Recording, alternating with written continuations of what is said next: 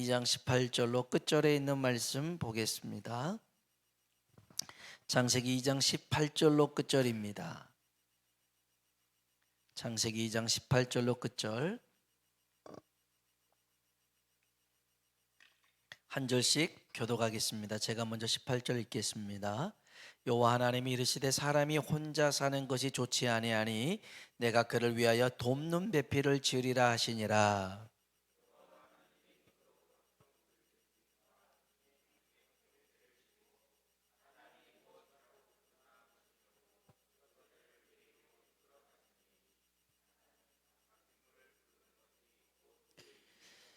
아담이 모든 가축과 공중의 새와 들의 모든 짐승에게 이름을 주니라. 아담이 돕는 배필이 없으므로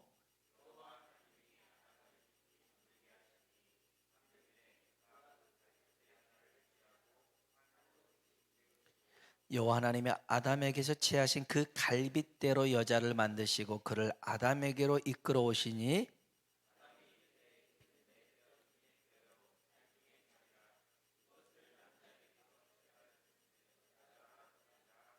이러므로 남자가 부모를 떠나 그의 아내와 합하여 둘이 한 몸을 이룰지로다. 아담과 그의 아내 두 사람이 벌거벗었으나 부끄러워하지 아니하니라. 아멘. 아멘. 오늘 이 시간에도 하나님의 은혜가 우리 마음을 두드리시고 또 우리에게 흡족한 은혜를 허락하시는 밤 되길 축복합니다. 여러분, 세상에 있는 모든 것에는 다 이름이 있습니다. 이름이 있어요. 그래서 땅에도 이름이 있습니다. 지역 이름이 있죠. 서울, 구리 뭐 이런 식으로 해가지고 다 지명이 있고요. 바다에도 이름이 있습니다. 태평양, 대서양 뭐 이렇게 있어요. 섬에도 이름이 다 있어요. 울릉도 동남쪽 백길 따라 200리 외로운 섬 하나 새들의 고향 그 누가 아무리 자기네 땅이라 우겨도 그렇죠. 이게 애국가 다음으로 많이 불려지는 곡 아닙니까? 근데 저는 원래 강단에서는 정치적인 발언을 하지 않기로 다짐을 했으나 왜 우리나라 국회의원이 우리나라 땅을 독도 땅을 방문하는 걸로 일본 애들이 왜 그러는지 모르겠어요. 어른이 하는 일들을 애들이 지금 일본 애들이 뭐 항의를 하고 그러는 거 참 이해가 가질 않아요. 2012년에 이명박 대통령이 독도를 갔잖아요. 그래서 그거 아주 난리가 났는데 전현직 대통령 최초로 방문을 했어요. 저는 거기다가 그냥 대통령 별장을 지었으면 좋겠다라는 생각도 들고요. 독도에다가 아니면 울릉도에서 독도까지가 200리잖아요. 87km거든요. 다리 못 놓나요? 우리 정도면 다리 놔버리면 울릉도라고 하면 되잖아요. 참 오늘 신문을 보니까 잠깐 화가 나서 그랬어요. 아무튼 다수 이름이 있어요. 사람이든 짐승이든 물건이든 모든 것에 다 이름이 있죠. 여기 계신 분들도 다 이름이 있는데 이름이 있다라고 하는 것은 존재에 대한 인식의 기준이에요. 그러니까 이름이라는 자체는 이것에 대한 존재에 대한 인식을 하는 첫 번째 기준이 이름이라는 거죠. 그래서 그 존재에 따라서 특징을 부여하고 설명하면서 가치를 부여하죠. 이름이 그렇습니다. 이름. 그래서 여러분 에어컨, 히터, 전기장판, 자동차 하면 여러분 다 떠오르잖아요. 그 특성이 떠오르고 그 느낌이 떠오르고 그러잖아요. 이게 이름이라는 의미인데 오늘 본문에 보면 아담이 에덴 동산에서 맨 처음 했던 게 뭐냐면 이름을 붙여주는 일입니다. 가축과 들짐승과 하늘의 새에 또 이 모든 것들에게 장명을 합니다. 이름을 붙여주죠. 저도 이름을 붙이는 일들을 자주 합니다. 저희 이제 아이들 2명밖에 없지만 부르는 애칭은 정말 많아요. 그래서 우리 큰아이한테도 막 뭐 짱아라고 부르기도 하고 뭐 여러 짱구라고 부르기도 하고 여러 가지 이름을 전혀 상관없지만 입에 나오는데도 부르고, 뭐 작은 아이한테는 뭐 시카라고도 부르다고 하고 뭐 쇼블리라고 부르고 막 부릅니다. 막 불러요. 그랬더니 저희 아이도 친구들의 이름을 막 붙이더라고요. 아무거나 불러요. 저희 집 앞에 길냥이가 한 마리 있어요. 고양이. 길냥이가 한 마리 있는데 걔한테도 우리 이름을 붙여줬어요. 고기라고. 고양인데 고기라고 붙여진 이유가 있어요. 그 고양이 보고 이리 와 했더니 안 오더라고요. 근데 삼겹살을 주면서 이리 와 그랬더니 오더라고요. 그래서 넌 고기야 그렇게 이제 이름을 붙여줬는데, 이렇게 이제 나름 이렇게 이름을 붙여줘요. 여러분, 이름을 붙인다고 하는 것은 쉬운 일이 아니에요. 저처럼 입에서 그냥 술술 나오는 대로 부른 것이 하나, 그게 아니라 동물 하나, 식물 하나, 아까도 말했지만 특징이나 성격을 파악을 해서 붙여야 되는 세심한 통찰력이 필요하죠. 여러분, 하나님의 일을 우리가 대충 해서는 안 되는 이유가 있어요. 아담한테 배울 수가 있는데요. 성경 봅시다. 19절입니다. 19절 같이 한번 읽어봅시다.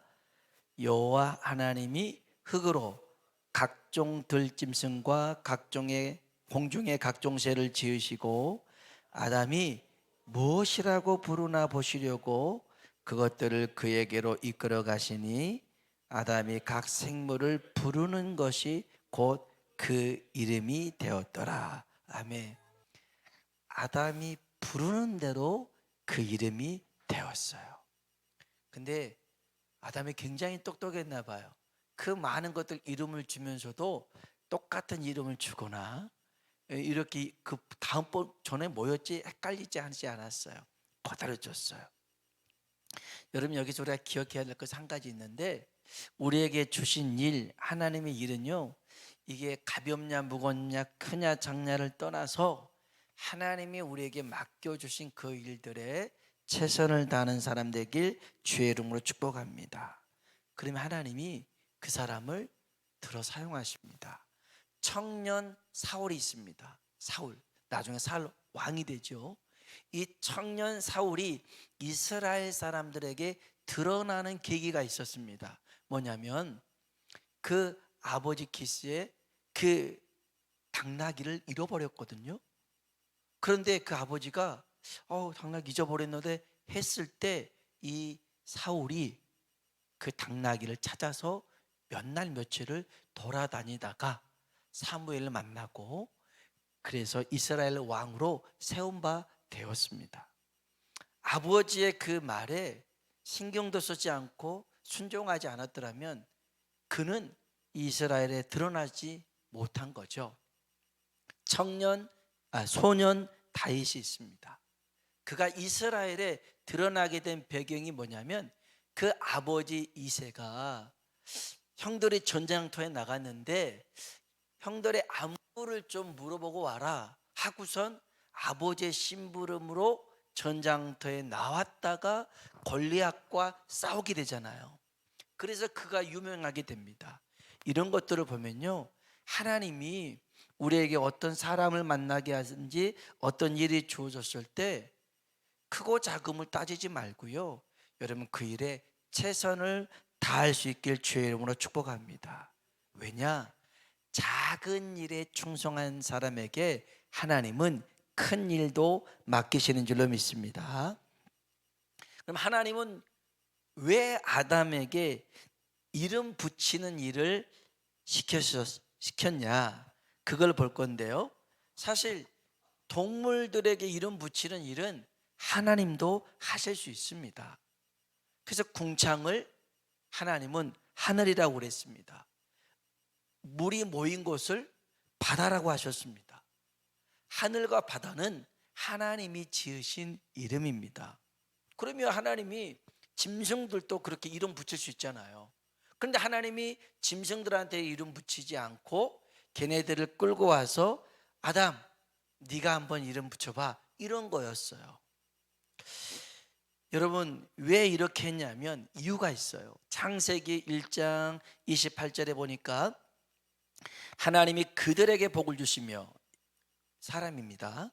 하나님이 그들에게 이르시되 생육하고 번성하여 땅에 충만하라. 땅을 정복하라. 바다의 물고기와 하늘의 새와 땅에 움직이는 모든 생물을 다스리라. 생육하고 번성하고 충만하고 정복하고 다스려라. 이게 사람에게 주신 축복이거든요. 고대 히브리 사회에서 누군가에게 이름을 부여하잖아요. 그러면 이것은 그 사람의 것이라는 의미가 되는 것입니다. 그러니까 얘가 컵이잖아요. 근데 이 컵을 제가 이거는 크리스탈 컵, 예쁜 컵이라고 이름을 지어줬어요. 그러면 얘를 예쁜 컵이라고 부르는 것뿐만 아니라 얘의 소유권은 저한테 있는 거예요. 이름을 붙였다고 하는 것은 얘는 내 거야 라는 뜻입니다. 내 거야. 그러면 아담이 이 모든 동물들의 이름을 다 줬더라고 하는 것은 니들은 내 말에 복종해야 돼, 그런 뜻입니다. 너의 소유권은 이게 있는 거야. 물론 관리하라고 하나님이 아담을 세웠지만 그 모든 것을 다스리라고 아담에게 이름을 부여하도록 하셨더라는 거죠. 이해 가셨죠? 그런 의미입니다.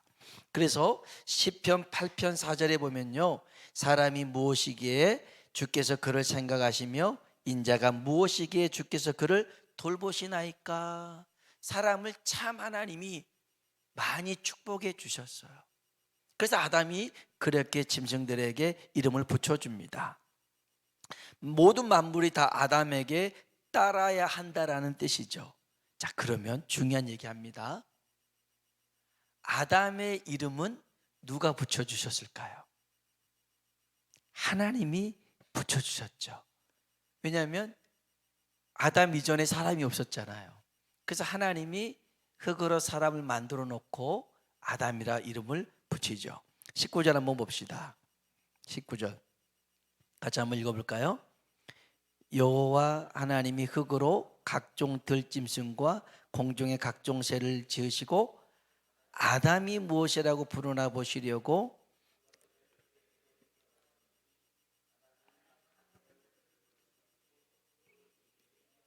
아멘.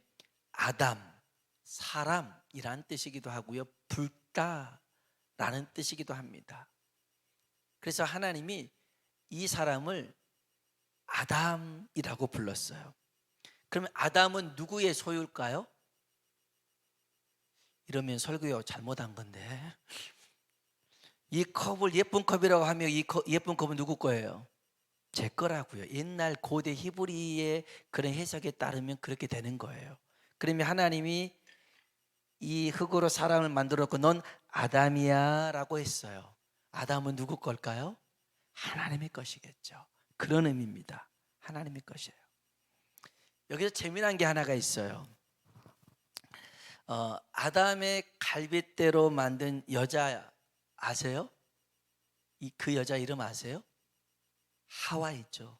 영어 이름은 이브인데 이름 누가 지어줬을까요? 우리 한번 3장 한번 봐볼까요? 3장 20절에 있는 말씀입니다. 3장 20절 같이 한번 읽어볼까요?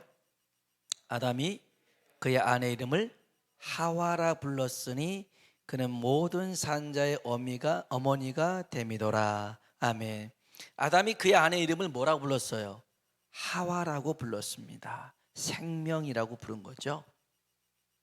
여기서 이 하와의 뜻은 남자와 여자 그렇게 구별되게 부른 것보다는 남자에게서 유래된 존재, 이게 여자의 뜻인데요. 여기서 우리가 이제 잠깐 좀 짚고 넘어가야 될 것은 남자와 여자의 관계, 더 나아가 남편과 아내의 관계를 성경에서는 뭐라고 하고 있느냐, 우리가 정리할 필요는 있어요. 하나님은 남자에게서 여자를 돕는 존재로 지으신 줄로 믿습니다. 이게 성경이에요. 그러니까 남자 먼저 만들고 여자를 돕는 존재로 만들었다는 겁니다. 이유가 있어요. 왜냐하면 남자 혼자 사는 게 썩 보기가 안 좋았던 것 같아요. 우리 한번 2장 18절 한번 볼까요? 2장 18절, 이건 제 얘기가 아니라 하나님의 말씀이에요. 2장 18절 읽어봅시다.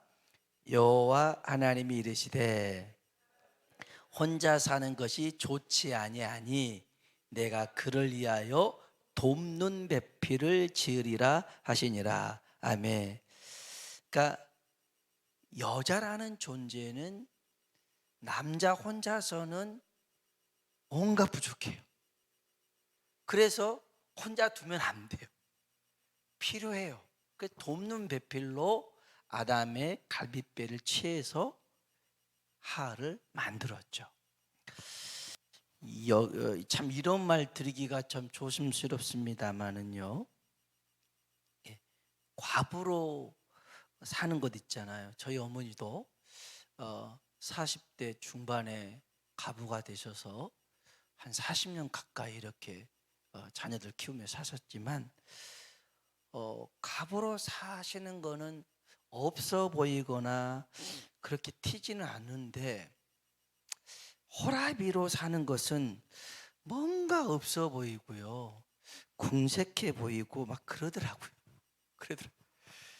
그래서 사랑하는 남편들이요, 아내에게 잘하시길 주의 이름으로 부탁합니다. 있어야 뽀대가 나는 거예요. 아내가 없잖아요. 그러면 참 궁색해 보입니다. 왜냐하면 돕는 배필이 없어진 거잖아요. 그러니까 우리가 남자가 아담이 안 벽했더라면 하나님이 안 만들었을 거예요. 근데 만일 여자부터 만들었으면 남자는 안 생겼을 수 있어요. 이런 거 보면. 하여간 아무튼 우리는 서로 돕는 존재로 지음받은 것인데, 이게 관계가 어떤 거냐면 부족함을 채워주는 관계입니다. 누가 잘났다, 누가 더 우위다, 이게 그런 관계가 부부 관계가 아니에요. 옛날에는 그게 있잖아요. 남자는 하늘이고 여자는 뭐라고 그랬어요? 요즘 땅값이 더 비싸잖아요. 땅값이 얼마나 올랐는데. 뭐 예전에는 뭐 남자는 목이고, 아니 남자는 머리고 여자는 뭐 뭔데. 근데 이게 머리도요, 모가지가 돌아가면 머리가 다 돌아가게 되어 있어요. 그러니까 서로 협력하면서 살아야지. 네가 넘냐 네가 할 필요가 없어요. 성경에도 그러더라고요. 남편과 아내의 관계를, 베드로도 그렇고, 베드로는 결혼했거든요. 바울은 결혼 안 했어요. 결혼한 베드로나 결혼 안 한 바울이나 동일하게 성령님께서 이들을 통해서 말씀하신 게 있어요. 먼저 바울이 얘기합니다. 에베소서 5장 22절에 보니까 아내들아 남편들에게 순종해라 그럽니다. 남편들에게 순종해라. 베드로도 그럽니다. 베드로전서 3장 1절에 보니까 아내들아 남편에게 복종해라 그럽니다. 순종해라, 복종해라, 다 이렇게 얘기했어요. 그런데 이렇게만 성경이 기록되지 않고 남편들아 그럽니다. 남편들아. 에베소서 5장 25절에 보면 아내를 사랑해라. 사랑해라. 남편들아 아내를 귀히 여겨라. 베드로전서 3장 7절에 나와 있어요.